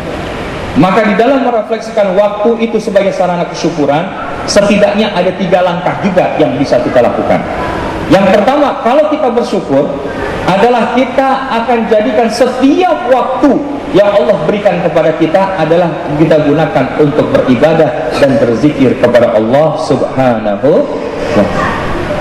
Karena kalau kita jadikan yang namanya waktu sebagai sarana berzikir, sarana untuk kemudian mengingat Allah, memang demikianlah Allah ciptakan kita. Wa ma khalaqtul jinna wal insa illa liya'budun. Dan tidaklah aku ciptakan jin dan manusia kecuali beribadah kepada Allah Subhanahu wa ta'ala. Sehingga tidak ada waktu yang kita tidak gunakan kecuali untuk ibadah. Cuma Ustaz bagaimana mensiasatinya? Insya Allah nanti ada tipsnya. Yang kedua, yang dinamakan kesyukuran adalah ketika dia menjadikan nikmat yang Allah berikan kepadanya untuk semakin mendekatkan dirinya kepada Allah Subhanahu wa ta'ala. Jadi kalau kita hari ini dikasih waktu sama Allah, jangan kita abaikan waktu yang telah kita miliki. Kalau kita lihat para ulama-ulama terdahulu, Masya Allah, ada seorang ulama, ya kakeknya dari seorang ulama, Ibnu Taimiyah, itu bahkan kalau beliau, mohon maaf, ke kamar kecil, dia mintakan kepada salah seorang muridnya untuk membacakan kitab atau membacakan sebuah pelajaran, agar kemudian tidak menjadi terhilang percuma waktu yang dimiliki olehnya. Ada lagi generasi salafun saleh lagi nulis, patah penanya, maka ketika dia sambil benerin penanya, maka dia membaca daripada beberapa surat di dalam Al-Quran. Karena mereka tidak ingin menjadikan waktu-waktu mereka itu menjadi waktu yang sia-sia. Dan inilah kebesaran-kebesaran generasi terdahulu sebelum kita. Karena mereka sukses, karena mereka mengelola waktu itu dengan baik. Karena mereka tahu bahwa waktu itu adalah kehidupan itu sendiri. Al-waktu huwal hayat. Waktu itu adalah kehidupan. Dan yang namanya tabiat waktu itu 3. Yang pertama, dia tidak akan pernah kembali mundur ke belakang. Waktu itu akan terus bergerak maju. Dan yang ketiga adalah dia memiliki nilai yang tidak tergantikan. Artinya, kalau kita hari ini ingin memberi waktu, maka di antara kita tidak sanggup untuk memberinya. Tapi Allah memberikan hal itu bagi kita agar kita manfaatkan sebaik-baiknya. Ma'asyiral hadirin yang dirahmati Allah, maka salah satu waktu yang baik kita gunakan adalah selain daripada melakukan ibadah yang wajib adalah menghabiskan waktu di dalam majelis ilmu yang seperti ini. Sehingga insya Allah kita dicatatkan oleh Allah Subhanahu wa ta'ala sebagai hamba-hamba Allah yang menggunakan waktu dengan sebaik-baiknya. Amin ya Rabbal. Yang terakhir, ma'asyiral hadirin, adalah bagaimana orang yang bersyukur itu bukan hanya saja 2 hal tadi yang telah kita sebutkan. Maka ciri orang yang bersyukur adalah dia berterima kasih kepada jalan yang memberikan nikmat kepadanya. Hari ini kalau kita dikasih waktu oleh Allah, maka kita sudah sepatutnya berterima kasih atas apa yang Allah berikan kepada kita. Dan sarana menggunakan kesyukuran atau berterima kasih atas waktu yang Allah berikan adalah ketika kita menggunakan segala sesuatunya di jalannya dan menjauhi segala apa yang dilarang olehnya. Mudah-mudahan ketika kita memahami daripada konsepsi manajemen waktu di dalam kehidupan muslim, ini kita baru mengambil satu makra dari surat Al-Furqan ayat 62. Dan pembahasannya sudah kita dapatkan 6 poin bagaimana kemudian kita mengelola waktu dalam perspektif surat Al-Furqan ayat 62. Mudah-mudahan di pertemuan berikutnya kita bisa arahkan bahwa waktu itu adalah hanya lintasan. Karena pada dasar waktu tidak bisa dirubah lagi. Waktu kita cuma 24 jam. Maka kalau begitu yang perlu kita rubah adalah diri kita. Maka insya Allah di pertemuan berikutnya sekiranya kita bertemu kembali adalah manajemen diri di dalam kehidupan seorang muslim. Mudah-mudahan apa yang kami sampaikan di kesempatan siang hari ini menjadi sebuah manfaat. Dan insya Allah setelah ini mungkin ada di antara Bapak Ibu yang ingin menyempurnakan atau ingin menanyakan beberapa hal yang mudah-mudahan akan menjadi penjelasan bagi kita semuanya. Dan selanjutnya kami kembalikan lagi kepada moderator. Hadanallah wa iyyakum ajma'in. Wassalamualaikum warahmatullahi wabarakatuh. Assalamualaikum. Ada yang mau bertanya mungkin dari ikhwannya? Mungkin ada.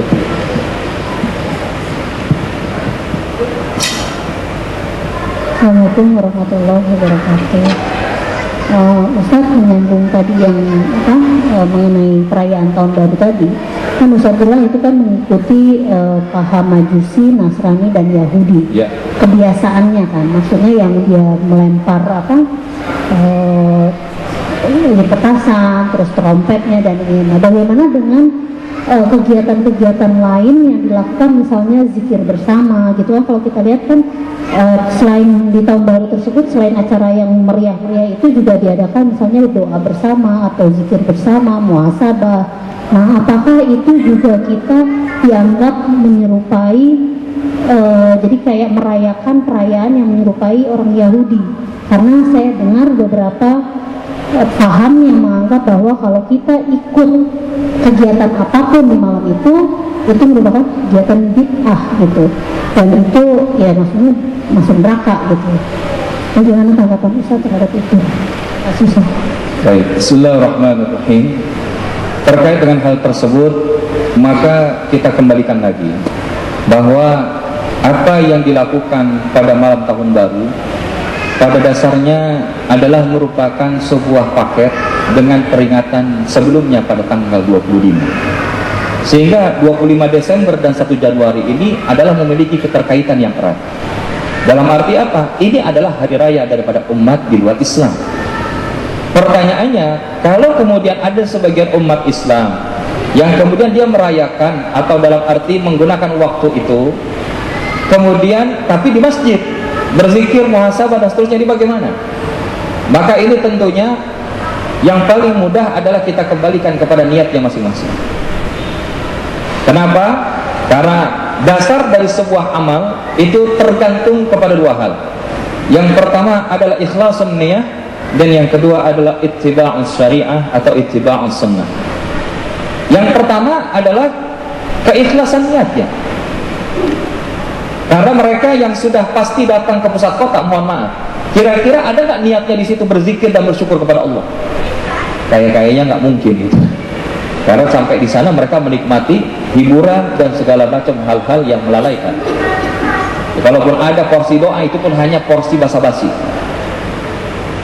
Dan yang kedua, kalau kemudian ada di antara saudara-saudara kita yang hadir ke masjid-masjid, ke majelis-majelis, ketika mereka berada di dalam momentum waktu yang sama, maka kita tanyakan lagi, niatnya datang ke situ memperingati tahun baru atau dalam rangka berzikir kepada Allah?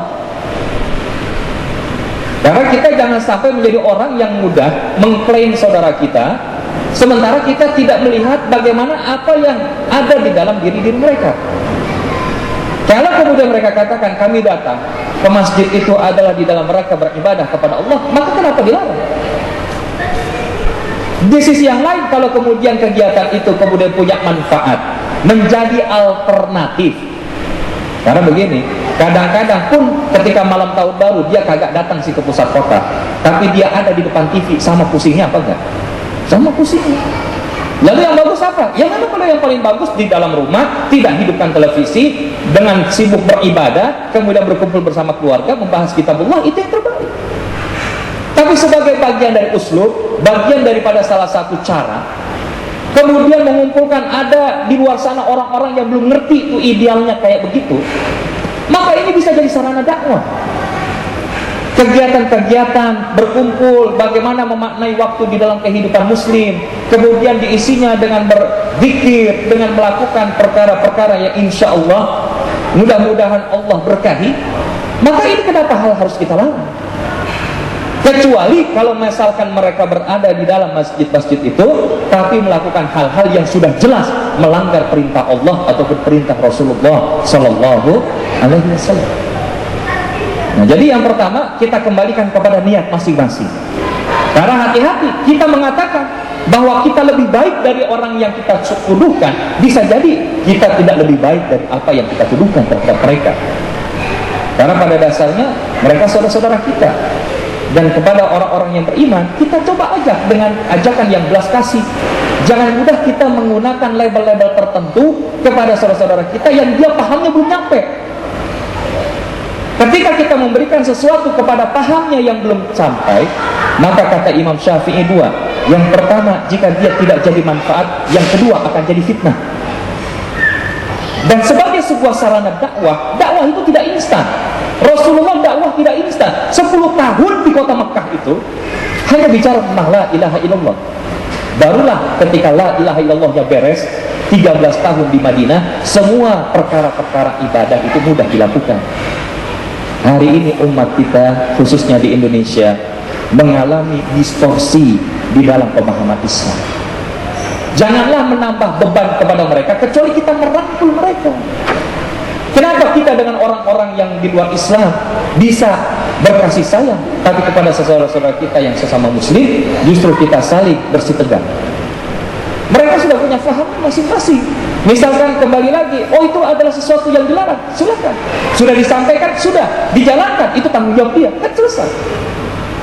Kemudian disinilah yang kadang-kadang kita melihat akhirnya umat Islam selalu menjadi bulan-bulanan karena kita tidak mampu bersatu padu di dalam satu hal-hal yang sifatnya furu'iyah. Kalau yang kaitannya dengan usul, ya sesuatu yang wajib, insya Allah kita nggak akan banyak perbedaan-perbedaan yang terjadi. Kalaupun terjadi, kita akan saling bertoleransi. Tapi dalam furu'iyah, di tengah masyarakat yang majemuk seperti ini adalah sebuah keniscayaan. Maka kita perlu dakwah bil hikmah yang perlu kita sampaikan kepada umat yang hari ini sedang galau. Dan kalau kita kembalikan, maka selain ikhlasun niyah, yang kedua adalah kita melihat acara-acara tersebut mengikuti sunnah Rasulullah atau tidak, kan gitu aja. Kalau dia di dalamnya membaca Al-Quran, ta'limul kitab wal hikmah, kemudian berzikir, terlepas ada yang zikirnya dengan menggunakan secara jahar ataupun secara khaf, maka itu tidak menjadi sebuah masalah. Kenapa yang zikir ribut sementara yang nggak pernah zikir nggak pernah diributi? Kan begitu. Jadi ma'asyiral hadirin yang dirahmati Allah, apa yang ingin Anda sampaikan di sini adalah bahwa hari ini kita memang selalu dihadapkan kepada perbedaan-perbedaan paham. Tapi bagaimana kemudian dengan kefahaman kita? Sesungguhnya kita bisa kemudian menjadi orang-orang yang berusaha menjadi problem solver, bukan kemudian menjadi orang-orang yang kemudian meng-create problem. Dengan kata lain, apa yang disampaikan oleh ukhti, maka sesungguhnya ini adalah sebuah bentuk kekritisan yang baik. Dan kalau ditanyakan, lalu bagaimana sikap kita Ustaz? Silakan. Kalau antum yakin bahwa dengan ada di rumah mengkaji kitabullah dan kemudian tidak menghidupkan televisi lebih baik, sah, nggak ada masalah. Tapi kalau kemudian ada yang mengatakan, Ustaz, saya kalau di rumah kayaknya susah untuk konsentrasi, saya pengen belajar dari guru-guru yang ada di masjid-masjid, sah, silakan saja. Asalkan niatnya bukan memperingati malam tahun. Nah, karena kan niatnya beda-beda tipis, Bapak Ibu. Kenapa kita bilang beda-beda tipis? Contoh dalam produk bank syariah, sama-sama kredit rumah, sama-sama kredit mobil. Namun ketika yang membedakan antara yang konvensional dengan syariah adalah akadnya. Sesuatu itu bisa menjadi haram kalau akadnya itu tidak sesuai dengan cara syariah. Tapi kalau dia sesuai dengan cara yang syariah, maka akad itu menjadi akad yang dihalalkan. Begitupun kita, kalau datang ke masjid yang niatnya malam tahun baru, itu tertolak. Tapi kalau dia niatnya untuk beribadah, berzikir kepada Allah, kebetulan aja momentumnya bareng tahun baru, sah. Jadi di sini kami lebih mengedepankan bagaimana kemudian umat itu bersatu. Walaupun memang bisa kita katakan sesuatu untuk bersatu itu tidak mudah. Bahkan bisa jadi hal yang mustahil untuk kita lakukan. Kenapa? Karena Nabi pernah minta kepada Allah di antara 3 permintaan, satu yang ditolak oleh Allah Subhanahu wa taala atau paling tidak didiamkan oleh Allah. Apa yang dimintakan oleh Nabi? Nabi minta agar umat Islam dipersatukan, tapi Allah tidak mengijabahnya secara langsung. Sehingga ma'asyiral hadirin yang dirahmati Allah, bagaimanakah seharusnya sikap kita dalam menghadapi malam tahun baru? Kan? Dan kalau sebaik-baiknya adalah ketika kita menganggap itu hal yang biasa saja. Tidak ada bedanya antara malam tahun baru dengan malam-malam yang lain. Sehingga kita nggak perlu ikut-ikutan memeriahkan malam tahun baru. Ini adalah yang terbaik. Yang kedua adalah kalau kita kemudian tadinya sudah akut biasanya ngikut-ngikut yang kayak begitu, maka mungkin perlu proses perubahan, perlu pencerahan. Maka ketika dia datang ke masjid-masjid di dalam rangka mencari apa yang baik di dalam ilmunya Allah, maka itu tidak menjadi sebuah masalah. Kecuali kalau dia yang ketiga, dia datang ke masjid tapi di dalam rangka memperingati malam tahun baru, itu adalah sesuatu yang tertolak. Wallahu a'lam bishawab. Mudah-mudahan jelas apa yang kami sampaikan. Ya, kalau boleh terusin sedikit Ustaz. Tadi kan menyambung mengenai perayaannya sendiri gitu kan. Nah, bagaimana dengan budaya yang kita kan kalau namanya kita kerja itu kan semua kayaknya kalau tahun baru, ya selamat tahun baru gitu. Nah, apakah kita haram mengucapkan selamat tahun baru? Sementara memang itu selamat tahun baru yang berlaku juga di Indonesia gitu kan. Ya. Terima kasih Ustaz. Subhanallah. Yang pertama, kalau kaitannya dengan yang sebelumnya di tanggal 25 sudah jelas fatwanya haram. Ya, itu sudah jelas. Mau kita di kantor, mau di mana, kita mengucapkan itu sesuatu yang haram. Bahkan Buya Hamka sampai harus berdebat dengan ulama-ulama yang lain, sampai bahkan dia dipecat dari Majelis Ulama Indonesia gara-gara bersikukuh bahwa seseorang yang mengucapkan selamat hari raya kepada umat agama lain itu adalah terbatalkan akidahnya, atau paling tidak ini adalah yang haram dilakukan oleh seorang muslim.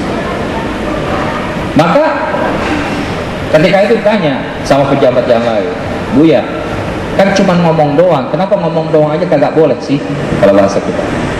Siapa bilang itu cuma ngomong doang? Sekarang coba dibalikin. Kalau kita harus mengucapkan selamat hari raya mereka mau nggak baca 2 kalimat syahadat di depan kita? Ya nggak mau. Kan itu cuma ngomong doang. Nah, ini yang kita katakan bahwa yang namanya al-iman tasdiqu bil qalbi wa iqrarun bil lisan wal amalu bil arkan atau bil jawari. Dengan kata lain, iman itu diyakini dalam hati, diikrarkan dengan lisan, dan diamalkan dalam bentuk amal perbuatan. Jadi kalau hari ini kita mengucapkan selamat hari raya tadi, itu jelas otomatis akan menjadikan iman kita cacat. Lalu bagaimana dengan konteks yang tahun baru? Maka kalau kita kaitkan bahwa 25 dan 31 itu satu paket, sebetulnya itu berlaku sama. Jadi bagi kita nggak perlu juga ikut-ikutan mengucapkan itu. Ya, kecuali kalau misalkan kita terpaksa, ya karena kemudian ada atasan kita dan sebagainya, kita masih bisa kok. Kita katakan saja selamat Pak. Selamat apa? Pokoknya selamat lah. Gitu. Ya, itu hal yang paling sederhana. Ya selamat apa kayak gitu kan? Yang jelas bukan selamat dari apa yang dimasukkan tadi. Karena sesungguhnya ya pergantian tahun baru itu pun jelas adalah merupakan kecacatan di dalam sejarah. Karena ya ada di sana adalah budaya-budaya pagan. Januari itu adalah dari Dewa Janus, ya, yang dipahami oleh orang-orang Yunani kuno yang punya wajah di depan dan wajah di belakang. Ya, jadi kita memang sebaiknya umat Islam harusnya punya izzah, harus punya harga diri, harus punya kemuliaan, karena Islam itu adalah ya'lu wa la yu'la alaih, tinggi dan tidak ada yang menandingi ketinggian Islam. Dan begitu pun dalam budaya-budaya yang lain sebetulnya, bukan hanya saja di awal tahun tadi.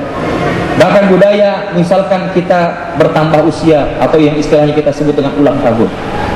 Coba kalau kita lihat, kalau ulang tahun itu biasanya kalau kita nyiapin kue, di atasnya dipasangin apa? Dipasang apa? Lilin. Lilinnya untuk apa? Padahal sebelumnya diapain? Dihidupin. Udah dihidupin terus ditiup. Kira-kira ini pekerjaan orang waras apa enggak? Kalau dia udah tahu lilinnya bakal ditiup, ngapain dihidupin? Tapi anehnya di kita itu masih banyak yang melakukan hal itu. Maka sebagai penguat dari apa yang kami sampaikan tadi, silakan buka Quran surat Al-Isra ayat 36. Allah Subhanahu wa taala berfirman di dalam surat Al-Isra ayat 36 ini, A'udzu billahi minasyaitonir rajim.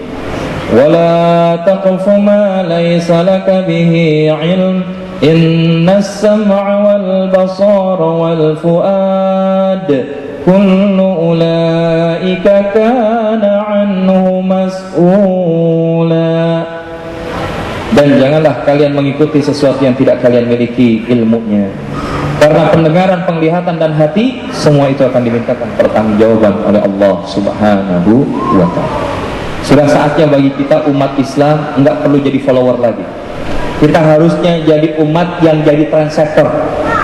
Kita harusnya jadi umat yang di depan, bukan yang mengekor.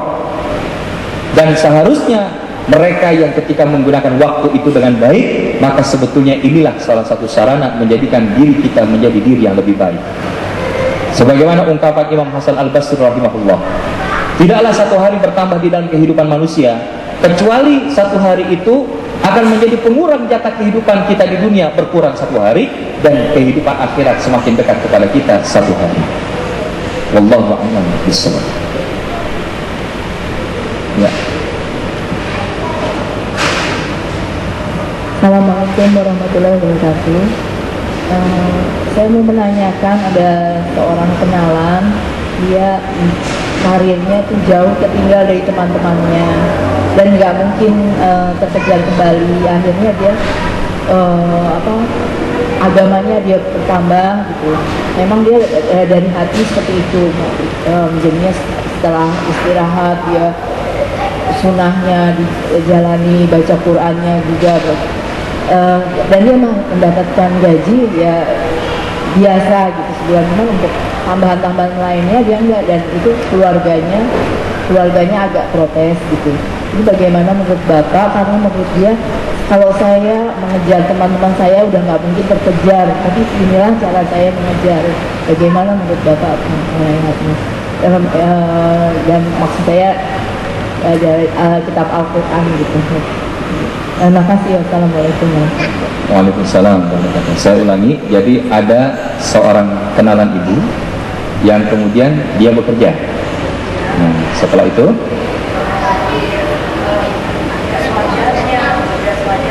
tidak sewajarnya itu seperti apa?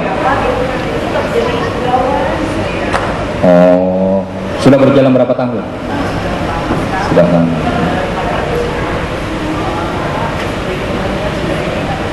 Tidak naik-naik.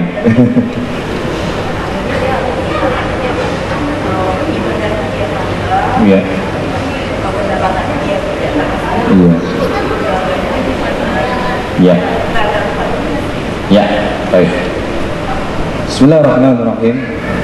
Yang namanya kita beriman kepada Allah itu pasti akan diuji. Salah satu dalilnya surat Al-Ankabut ayat 2. Ahasiban nas ayyutraku ayyaqulu amanna wa hum la yuftanun. Apakah kalian wahai manusia mengira bahwa kalian telah beriman kepada Allah sementara belum datang ujian di antara kalian? Dan yang namanya ujian di dalam hidup kita itu beragam.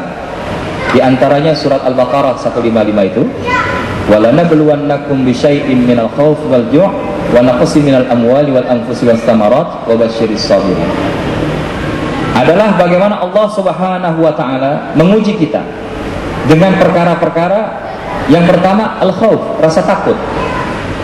Kita hidup kadang-kadang diuji dengan rasa takut. Takut nggak punya kerjaan, takut nggak dapat jodoh kalau yang belum nikah, takut nggak punya anak, ya udah nikah belum punya anak, takut nggak punya rumah, takut nggak naik jabatan dan seterusnya. Ini takut itu ujian. Maka takut yang baik adalah ketika takut itu kita serahkan hanya kepada Allah, bukan takut kepada hal-hal tadi. Karena kalau kita takut kepada hal-hal tadi, maka kita tidak akan takut kepada Allah. Sehingga bukan tidak mungkin dia akan ambil jalan pintas. Udah lama nih nggak naik jabatan, bisa saja. Maka kemudian dia ambil jalan-jalan yang tidak sesuai dengan syariat. Nah, kalau ini masih sesuai, maka ini bagus. Ya. Maka yang kedua tadi bukan hanya takut, waljo, rasa kelaparan, kekurangan, kemiskinan. Wa naqsin minal amwal, kekurangan harta, wal anfus, kekurangan diri, sakit dan lain sebagainya. Wa thamarat, kekurangan kesejahteraan, buah-buahan dan lain sebagainya. Wa basyiris sabirin, dan berikanlah kabar gembira kepada orang yang sabar. Maka bisa saja tadi ujian yang Allah berikan kepadanya, beliau bisa lewati dengan kesabaran. Dan kalau kita katakan kesabaran itu adalah unlimited. Kalau sabarnya limited, maka itu namanya bukan sabar. Tapi kalau yang namanya sabar itu unlimited, ketika dia mendatangkan sebuah musibah atau bala, maka dia akan mengatakan alladzina idza asabathum musibah qalu inna lillahi wa inna ilaihi raji'un. Maka dia akan istirja. Dengan kata lain, apa yang kita sampaikan di awal ini perlu kemudian dipahami, bisa jadi ini adalah ketetapan terbaik yang Allah berikan atas diri kenalan ibu tadi. Karena bisa jadi belum tentu seseorang dikasih kekayaan, pangkat yang tinggi, kemudian dia masih ingat sama Allah gitu.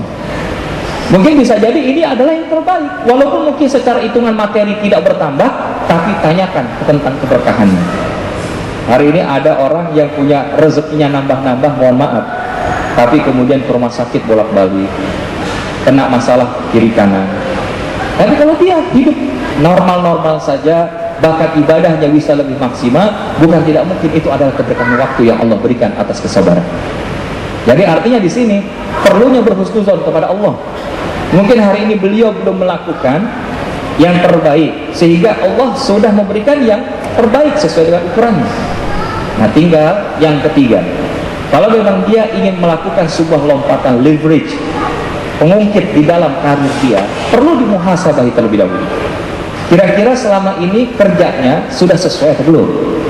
Kira-kira sudah sungguh-sungguh atau belum? Kira-kira hak-haknya Allah sudah ditunaikan atau belum? Dan terus kita akan melakukan pertanyaan-pertanyaan itu. Sehingga dengan kata lain, kita harus kembalikan orientasi kita kerja sebetulnya itu adalah mencari jabatan, mencari salary, ataukah kita jadikan pula kerjaan itu sebagai sarana mencari ridha Allah. Karena kalau kita bilang sarana mencari ridha Allah dalam bekerja, maka kita apapun jabatan kita kerja akan kita lakukan sungguh-sungguh. Karena apa? Kita kerja bukan hanya sekedar mengharapkan gaji, tapi kita kerja mengharapkan ridha Allah Subhanahu. Nah, jadi yang pertama harus berhusnuzon kepada Allah bahwa ini adalah yang terbaik. Yang kedua adalah melewati ujian ini dengan kesabaran. Yang ketiga, perlu melakukan introspeksi diri atau bahkan melakukan hal yang lebih proaktif, melakukan hal-hal yang lebih progresif. Adakah sesuatu yang bisa membuat saya lebih baik untuk naik tingkatan saya? Kadang-kadang kan kita perlu menyampaikan hal itu. Ya, kadang-kadang kita terlalu nerimo, akhirnya kita nggak jadi apa-apa. Dan yang keempat adalah kembalikan segala sesuatunya kepada Allah dengan bermunajat kepadanya.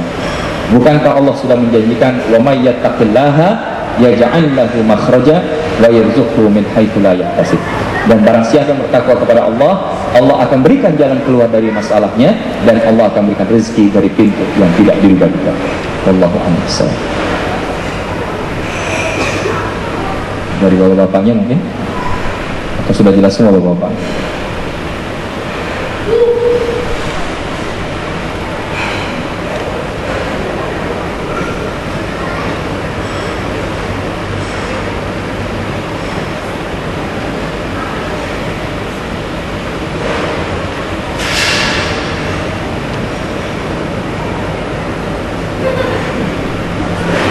Ada lagi yang mau bertanya? Yang juga ada, boleh tutup dengan doa itu.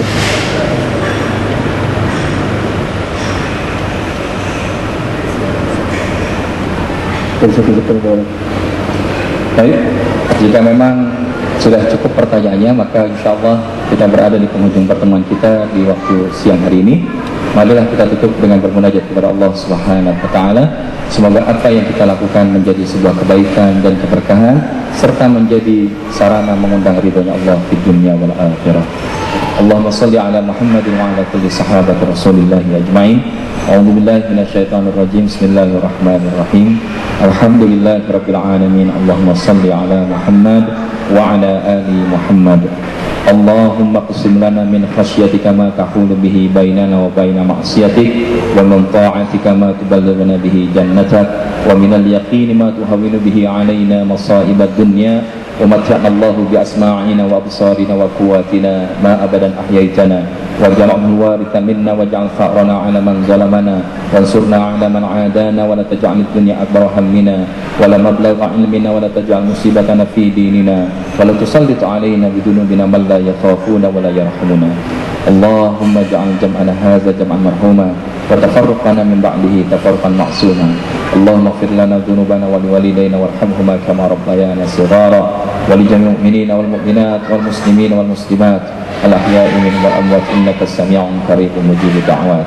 Allahumma inna na'udzu bika min 'ilmin la yanfa' wa min qalbin la yakhsha wa min nafsin la tasba' wa min du'a'in la yusma'. Rabbana taqabbal minna innaka antas samiul 'alim wa tub 'alaina ya maulana innaka antat tawwabur rahim.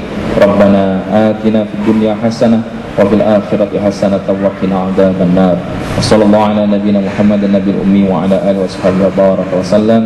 Subhanakallahumma wa bihamdika asyhadu an la ilaha illa anta astaghfiruka wa atubu ilaik. Walhamdulillahi rabbil alamin. Demikianlah yang bisa kami sampaikan. Mohon maaf atas segala kekurangan dan kekhilafan. Semoga kita dapat bertemu aja pada kesempatan berikutnya. Assalamualaikum warahmatullahi wabarakatuh.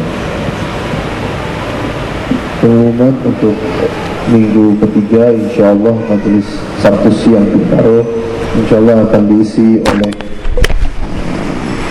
Al-Habib Muhammad Syahab dengan tema